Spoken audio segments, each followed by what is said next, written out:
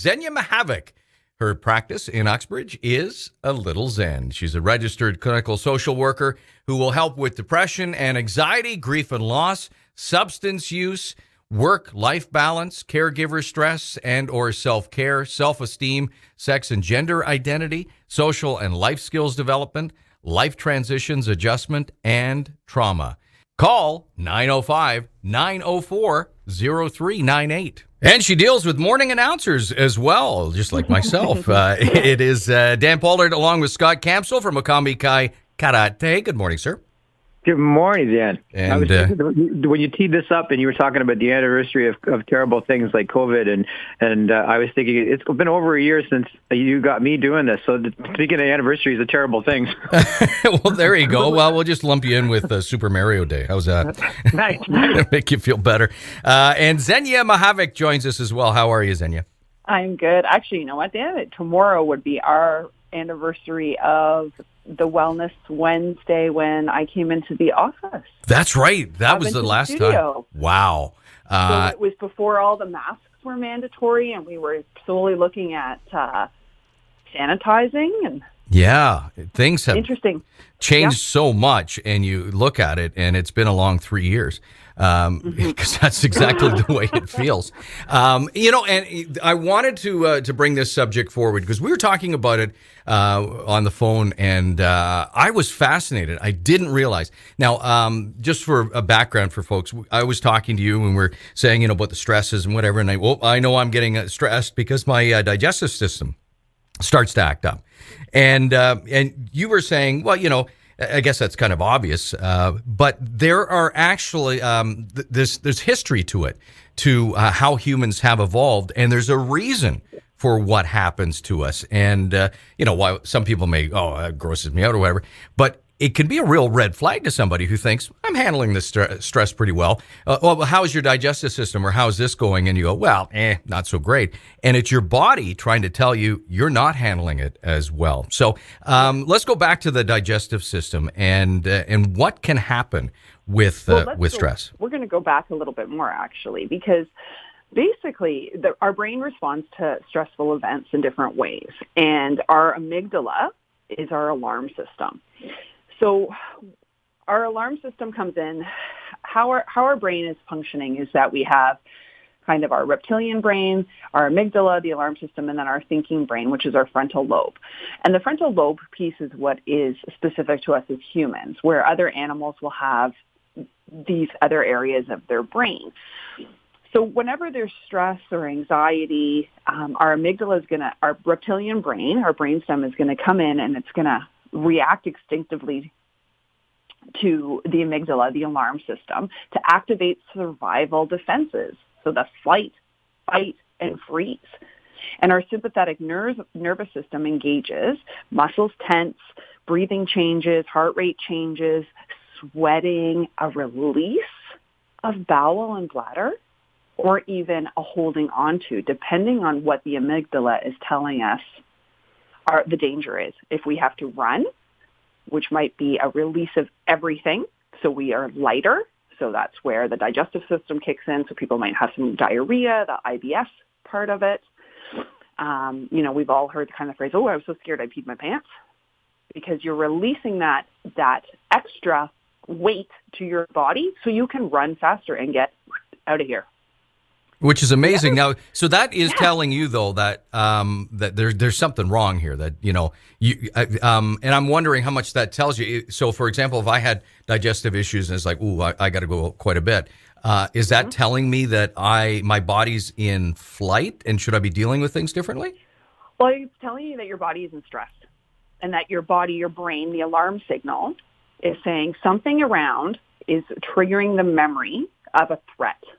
So sometimes it's a real threat, and other times it's a perceived threat, because we have these kind of neural pathways in our brains that say, and memories that say, last time this happened, something scary or bad happened. So it kind of keeps that pathway, and that's that automatic response. And the brain has this negativity bias. So even though something is maybe positive or neutral, what has helped us survive as a species is to kind of prepare for the worst. Right. And I interrupted you. You were going on to the next, there are other signs as well. Yeah, well, there's other signs. Like if we want to just look at like the physiological body, yeah, there can be sweating, the holding of breath, the tension. So it's almost like you're preparing to fight, like you're engaging your muscles. Scott, you would, right? When you're getting ready to go into a sparring, you're going to engage your core. You're going to tighten up so that if you do get a blow, you're ready for it, and it'll create kind of that resistance to not injuring you. Yeah, and it's funny, like when you're talking about fight or flight, that there's a lot of that just even when we're training fighters and when we're training ourselves, it just as far as being aware of that, being aware of, okay, you're going through this type of mental planning when you're doing your strategy for your tournaments and stuff like that. It's something that you need to be aware of, so I'm totally glued to everything you're saying. As far as personality wise, like, so let's say we've got somebody who's really high in neuroticism, like, is it something that they can realize that they are high on that trait and basically deal with it somehow mentally, or is it basically, no, this is part of your personality and you got to fight through it? So I can't give you kind of stats on this. I can give you some opinion. I think that, and like professional opinion, I think for all of us, regardless if, kind of what kind of diagnoses or labels we put on it, we do have to work on it. We do have to work on it. And one of the ways that we can work on it to shift is through mindfulness and through focused attention, because that is going to help create changes in the brain and help us regulate our emotions. If you're saying if I could stop you there for a second, because we use that word a lot about mindfulness. Is that literally, for example, if you sometimes you maybe you grew up with a hair trigger anger or whatever, and it could be one of those inanimate object moments, and that's not what you're angry with. You're angry with something else, but you're ready to fire a stapler across the room or whatever. Literally stopping yourself in the moment and going, what am I doing? And why am I angry at a stapler? That kind of thing? Yeah, there's a whole bunch of different kind of definitions of mindfulness, but what it's saying is really awareness. And that awareness. So it's kind of like that collection of data. It's hard to stop when we're in the middle, especially if we're at kind of like a 8, 9, 10 out of 10 in terms of stress level. And I'm going to use stress as like a blanket term.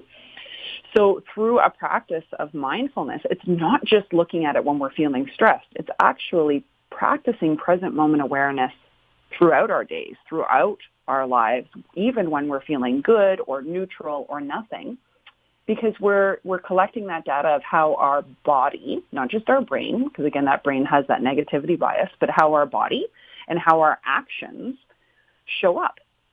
So through physical sensations, through that act to do something, so that quick to respond or react, I like to say, as opposed to respond. So mindfulness is a practice of building awareness, right, of intentional awareness. And regardless if it's good, bad, or ugly, we're going to take the judgment out of it and just say, this is comfortable, this is uncomfortable, this is neutral. Now, is that something that the brain can draw on then in those situations? Yeah, because what we're trying to do then is we're trying to create new pathways. So we're not going into those old habits, right? So you've always heard the phrase of the straw that broke the camel's back. Well, it's not the straw or it's not the stapler, but it's how the brain is perceiving whatever is happening, of saying, hey, I felt this way last time when I was in danger, so now I have to react in a survival mode to be safe. And that survival mode is going to be the flight, the fright, the fight, or the freeze. And a lot of times that freeze is the assessment, but we can get locked into that freeze as well. That's that moment. When nothing happens. Right. That's that moment when you're going and you're overwhelmed because you're going, I got too much to do. I can't do this. Yeah. Right. So through a practice of mindfulness, we're starting to redirect those neural pathways and start to strengthen the pathways and the little synapses to bring that, when I said that thinking brain, that frontal lobe is what helps us bring more engagement to calm down the amygdala. And when we're in a stress signal, a stress state, that frontal lobe will flip up. Okay. And it's called like flipping the lid. Right? So that's why when we look at teens, right, or preteens as they're coming into that maturity level, and it's like, hey, where's my notebook? And the adults are going, it's right in front of you. But they can't see it because that frontal part of their brain hasn't fully developed yet, that thinking brain. Right. Now, you talked about redeveloping pathways. Have pathways been redeveloped over the last year during the pandemic because of anxiety, stresses, and the drastic changes in everyone's lives? I think so, because we're forced to do things differently, and we've actually really been forced to slow down. And when we're slowing down, we can pay attention. I'm going to give you an example, which I said to Scott and to you just before we came on live, was that yesterday, my little town, we lost power for 10 hours. So, of course, there's that initial response of, oh, gosh, how long is this going to take? It says 4 o'clock. Maybe it'll be 4 o'clock. That's 3 hours. And that prefrontal cortex, that frontal lobe flips up is when the brain starts to shut down because we're outside of what's called our window of tolerance. But then when I kind of looked at people in my neighborhood and we're talking with people through chats, there was this different sense instead of panic, which I think has happened before in the past when we've lost power, of it's okay. We're okay. We're safe. We're good. We're going to actually not have technology. That's kind of cool because we've been bombarded with technology. So everyone's, this is my own kind of just personal observation, own experience. Everyone seemed to be able to work with this other change and something that was out of our control and be able to tolerate it a little bit better and choose differently, which is what mindfulness helps because we've been conditioned over the last year also to slow down. Well, yeah.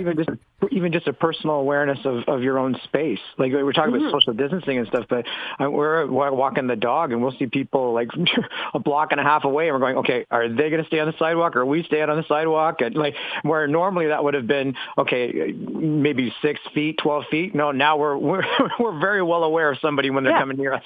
Yeah.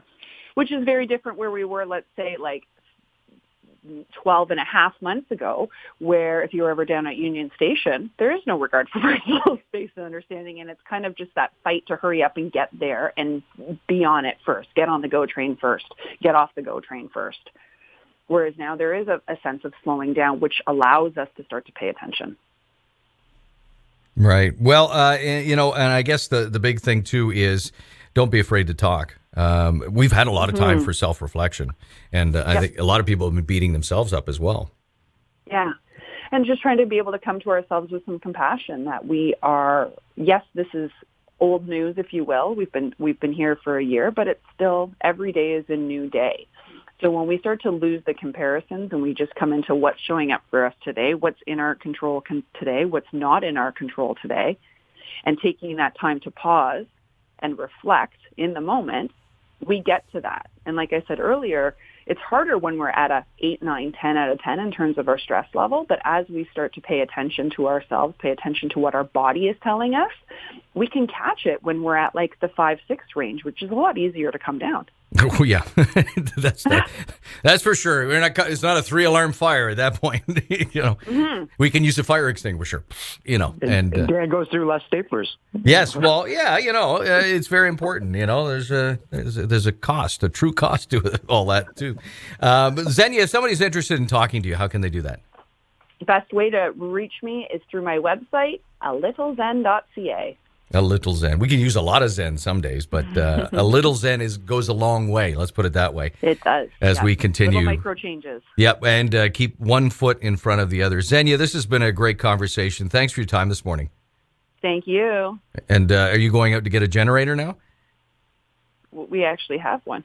There you go. See? We just didn't rush to put it on because we were okay. See, There you go. Again, lessons learned during the pandemic. Thanks for your time this morning. Thank you. Take care. Thank you, Scott. We'll talk again next Wednesday. Yeah, I'm amazed we went from Mario to talking about neuroticism and awareness and mindfulness. We are deep, man. We are. Oh, I tell you, you better get a program when you're listening to us on Wellness Wednesdays. Right. Thanks so much, Luigi.